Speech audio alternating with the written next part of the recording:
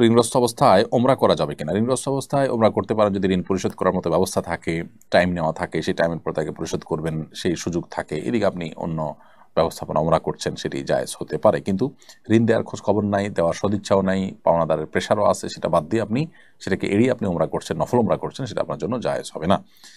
এক শ্রেণীর দুর্নীতিবাজ অসাধু লোক প্রচুর নামাজ পড়ছে, হজ ওমরা করছে, জনকল্যাণমূলক কাজ করছে, ধর্মকে তারা নিজের কুকীর্তি ঢাকার ঢাল হিসেবে ব্যবহার করছে। এই বিষয়ে আপনার মন্তব্য জানতে চাই।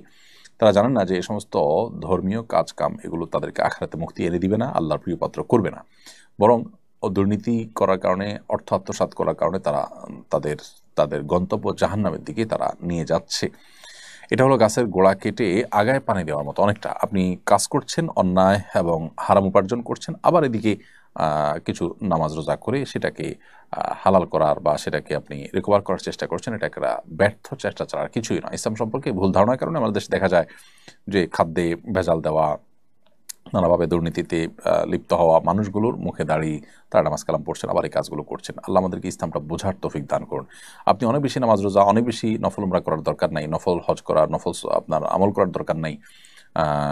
আপনার মুক্তির জন্য দরকার যতটা আপনার গুনাহ থেকে বেঁচে থাকা, মানুষের অধিকার নষ্ট করা থেকে বেঁচে থাকা।